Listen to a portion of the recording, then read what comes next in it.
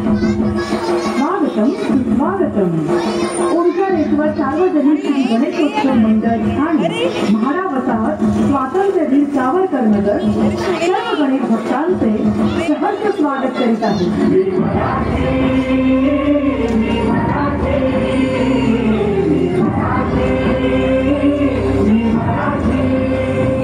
सादर करीत आहोत मराठी अस्मिता महाराष्ट्राचा स्वाभिमान. अरे मी मराठी राहून काय चाललंय काय? मी मराठी आता हे फक्त जाहिराती पुरतच राहिले बघा. काय काय झालं तरी काय? अरे काय झालं काय झालं? तिकडे या महाराष्ट्रात मराठी भाषेवरून विरोधकांनी प्रचंड अभिजोत टाकलाय.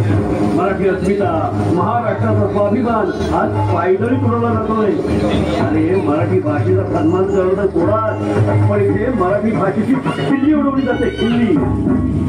अरे क्या मराठी लगा रखा है? अरे मराठी का चलने हम तो हिंदी ही बोलेगा. जो करना है वो कर ले. चल पाहिलं? अरे पोट भरण्यासाठी आलेले हे परप्रांतीय लोढे आज स्वतःला इतके मालक समजताय की ज्या मराठी भाषिकाला प्रत्येक क्षेत्रात दमदाटी करून डावललं जाते. हिंदीची सक्ती लादून कित्येक मराठी भाषिकाला बेदम मारहाणी केली जाते. आणि या विरोधात मराठी भाषेला करायचं ठरवलं परवानगी मिळत नाहीये. पण परप्रांतीयांना गोष्ट काढण्यास परवानगी सर्रासपणे मिळते. होय, ही सत्य परिस्थिती आहे. या देशावर जवळपास 400 वर्ष मोगलांचं राज्य तर 150 वर्ष इंग्रजांचं राज्य होतं. तरीही या मराठी अस्मितेला तडा गेला नाही. इतका कणखर कणा आणि बाणा माझ्या माय मराठीचा आहे.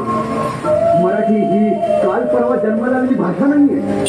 इथल्या प्रत्येक भूमिपुत्राला अभिमान वाटावा, सेवा वाटावा असा श्रीमंत गौरवशाली इतिहास आहे माझ्या माय मराठीचा. मराठी भाषेचं अस्तित्व सर्वसाधारण 2400 वर्षापासून मानलं जातं. मराठीचा उदय इसवी सन 700 वर्षापासून संस्कृतच्या प्रभावाखाली प्राकृत महाराष्ट्री बोली भाषेचं झालं. मराठीची खरी प्रगती झाली ही सातवाहन साम्राज्यात. प्राकृत भाषेचा प्रशासनात प्रथम वापर झालेला दिसून येतो.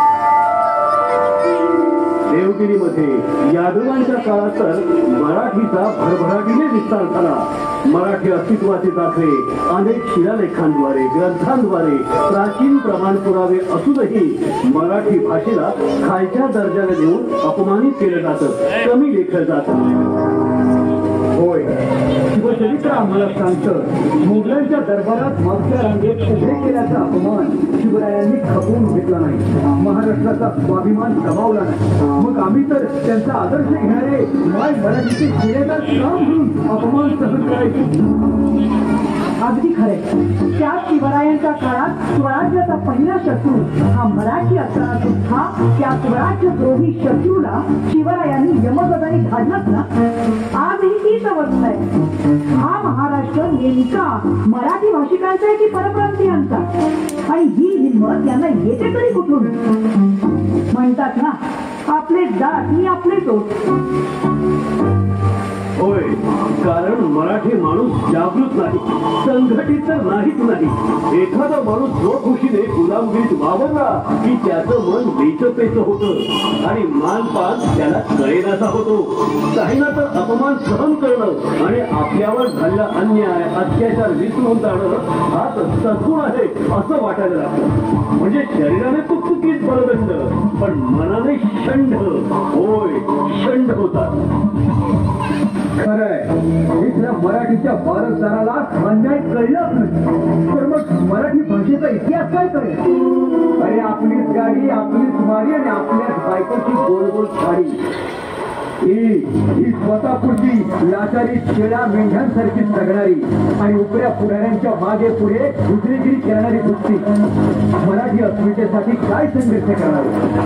ज्या मराठी अस्मितेसाठी संयुक्त महाराष्ट्राच्या लढ्यात 106 वीर हुतात्म्यांनी आपल्या प्राणांची आहुती दिली, त्यांच्या विचारांचं बलिदान या मातीत व्यर्थ गेलं की काय अशी शंका आम्हाला सध्याच्या काळात वाटू लागलेली आहे.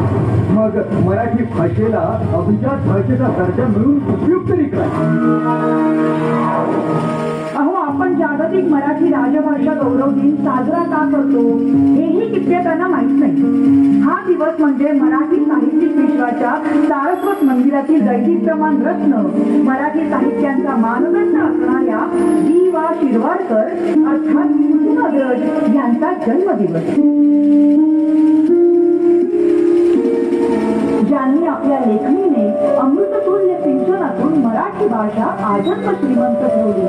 आपलं उभं आयुष्य माय मराठीच्या समृद्धीसाठी आणि संवर्धनासाठी समर्पित केलं.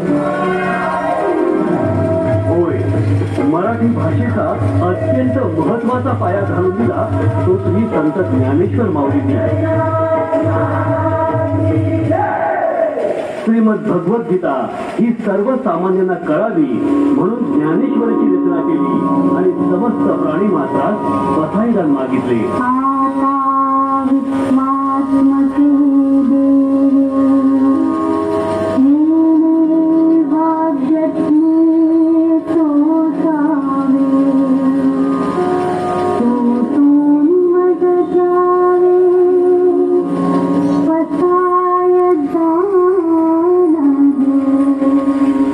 संत एकनाथांनी अंतःकरणाला भेटणारी समाज प्रबोधनकारी भारुडे रचली. सूर्य उगवला, प्रकाश पडला आणि वाहत होते आणि वाहत होते आणि वाहत होते सगळ्यांना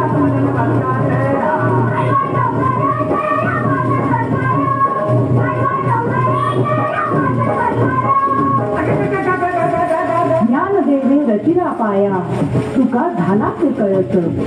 या वचनाप्रमाणे मराठी साहित्यिक संपत्तीचा विस्तार करण्याचं कार्य संत तुकोबारायांनी केलं. समर्थ रामदासांनी ती परंपरा शिखरात नेली.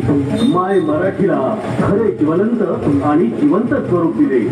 तर छत्रपती श्री शिवाजी महाराजांनी मराठीच्या संवर्धनासाठी पहिला मराठी राजकोट निर्माण करून राज्य कारभाराची राजभाषा मराठीत केली आणि मराठी साम्राज्याची मुहूर्तमेढ रोवली.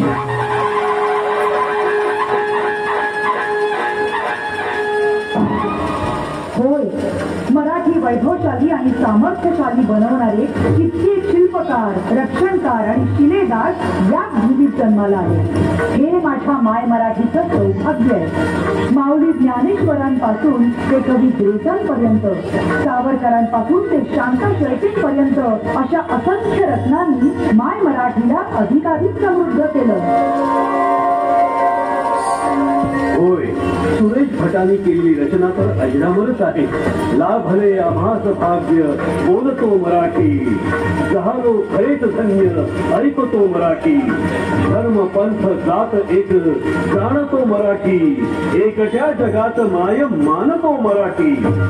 म्हणूनच हे विघ्नहर्त्या श्री गणरायात महाराष्ट्राचा स्वाभिमान असणाऱ्या या मराठी भाषेचे भवितव्य जतन करण्यासाठी आम्हास सद्बुद्धी दे आणि प्रबळ इच्छाशक्ती दे हीच श्रीचरणी विनम्र प्रार्थना.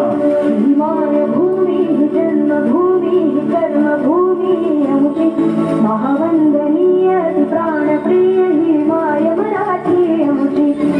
मायभूमी जन्मभूमी कर्मभूमी आमची, महावंदनीय प्राणप्रिय ही माय मराठी आमची.